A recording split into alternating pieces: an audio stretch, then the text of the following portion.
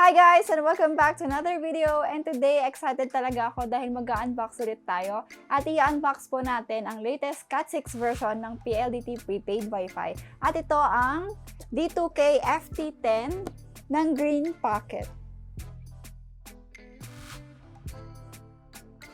Alright guys, so nabili ko po siya sa official reseller site ng PLDT mismo. And nabili ko siya sa halagang 2,300 pesos lamang. Pero syempre kasama na yung shipping fee kasi doon. So, yung original price niya talaga is 1,995 lang. Available din naman po siya sa Shopee and sa Lazada. Pero mas mahal na po siya. Nasa 2,500 na siguro without the shipping fee pa. Or yung iba siguro may free shipping din. I'm not sure. Pero yun, meron din po doon and pwede din kayo bumili doon if ever. Okay, so magandang panoorin nyo muna tong unboxing video na to before kayo siguro mag-decide kung bibiliin nyo ba ito or hindi. Ayan, so let's go! Unbox na tayo. Alright, so ayan guys, so dumating siya na ganito. Bale, Ninja Vine ang carrier niya. So may dalawang patong ng bubble wrap, so okay naman siya. Then itong puting pouch.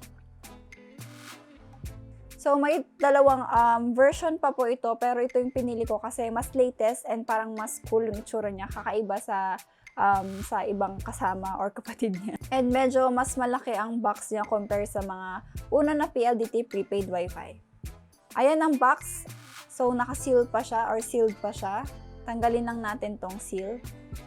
Bale, itong model na to, kasama yung dalawa niyang kapatid, ay Cat6 ang tawag. So, mas improved version nung Cat4 na dati.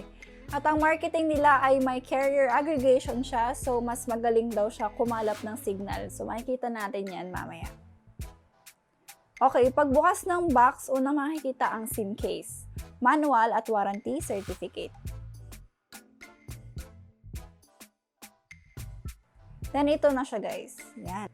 Para siya yung mesh wifi ng PLDT or Bluetooth na speaker. So, kasing tangkad lang siya ng palad ko. Then, sa ilalim, andito yung LAN cable niya at power adapter. Yan, ang cool niya. So, sa harap niya, andyan yung mga indicator lights. Makikita naman yung mga ibig sabihin niya sa manual.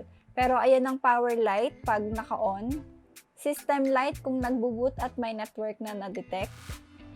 Then, LTE 1, 2, 3, 4 signal indicator. So, isa nga palang feature nito ay 4G lang or LTE lang ang signal na usable siya.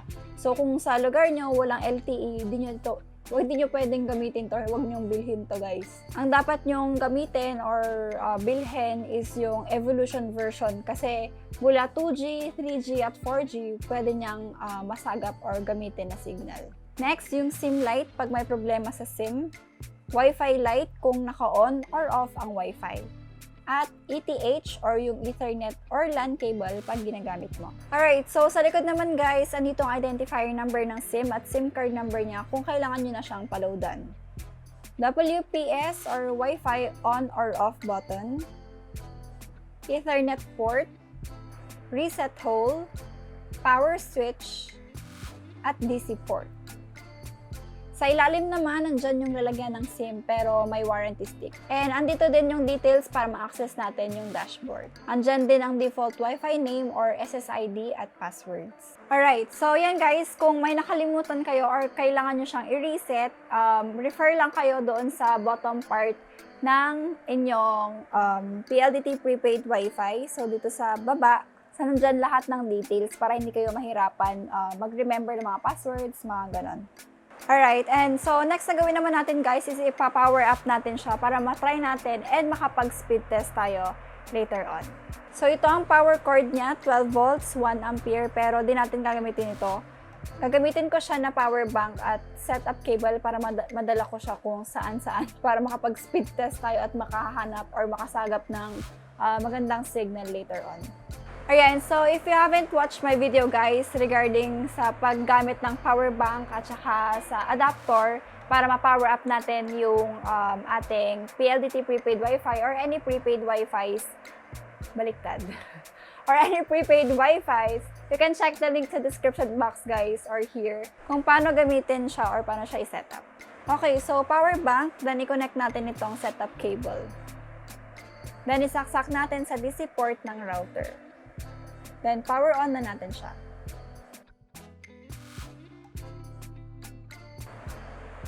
Yan, so nag-power up na siya guys. And ang signal strength na nakukuha ko ay number 2 lang. Alright guys, so before we proceed with the speed test, mahalagang ma-download at magamit muna natin yung My Pldt Smart App para ma-verify natin yung SIM ng bagong prepaid Wi-Fi natin. And of course, para makita na rin natin yung remaining data natin. Okay, so sa part na ito, ganito ang gagawin mo kung meron ka ng My Pldt Smart App.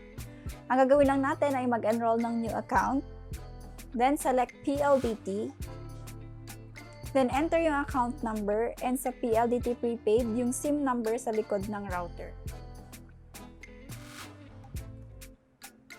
After nyan, magsasend siya ng OTP sa number ng SIM, pero yung number ng SIM nasa loob ng router. So, kailangan natin siyang i-access, and ito yung mga steps. Okay, so sa phone na nakakonect na sa prepaid Wi-Fi, mag-open lang tayo ng browser. Now, minsan, ayaw yung sa Google Chrome, so gagamit ako ng ibang browser.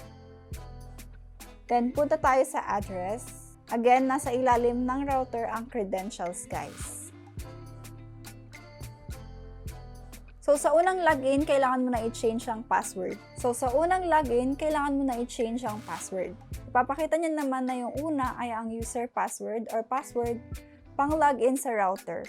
And dito, kailangan na sundin natin na minimum ng 8 characters. So, dapat may number, symbol, big at small letters or capital letters. Alright, so next, kailangan mo naman iset yung Wi-Fi password and pwede mo na rin palitan yung SSID or Wi-Fi name. So, ako guys, ganyan lang muna siya. Okay, so madi-disconnect kayo. So, reconnect lang, then mag-login ulit. After mag-login, pwede na tayong pumunta sa SMS tab para makita natin yung OTP code. So, ayan yung OTP code, guys.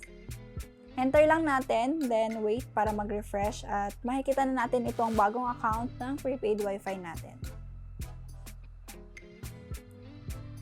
Alright, kung so wala ka pang My Pldt Smart App, download mo muna sa Google Play or App Store. After installation, open natin. Then, click Register. Enter nyo lang yung prepaid Wi-Fi number. Again, nasa likod siya ng router. Then, create tayo ng password. Ito yung password pang login sa app. Okay? Then, agree tayo sa terms and conditions. Once successful, click lang natin ng proceed. Then, get started. Ngayon naman, gagawa tayo ng 4-digit PIN code pang quick access ng app. After nyan, wait lang natin mag-refresh. At pwede na natin i-view ang account para makita ang remaining data natin. At makikita nyo, andyan yung free 10 GB for 7 days. Yan. Alright guys, so tapos na tayo sa setup process. So, proceed na tayo sa speed test. Yan, so ito na guys. Let's go! Alright guys, so ang first speed test ko sa labas lang kung saan ko siya in-unbox. Yan, nakakadismaya kasi tignan nyo, inabot lang siya ng 0.21 Mbps then 0 na upload. So ano yun, di ba? So nire-test ko at nakakuha ko ng 2.48 down at 1.74 up.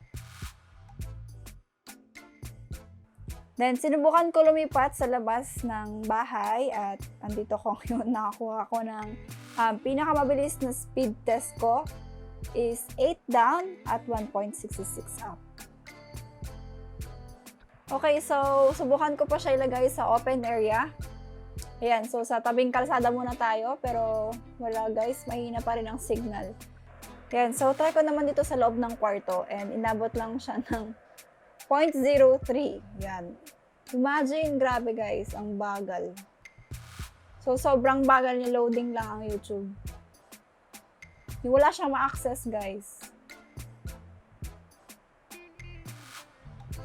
Ayan, so, nakakadismaya ang PLDT dito sa lugar namin ngayon, guys. Hindi ko sure kung dahil ba congested or ang dami ng gumagamit ng internet sa area ngayon or hindi ko sure, hindi ko talaga sure. Pero pag you've been following my channel and then nakita mo yung ibang unboxing and speed test ng PLDT prepaid Wi-Fi's videos ko, is, diba, mataas yung nakuha kong speed dito noon. Nakaka 14 to 15 Mbps pa ako.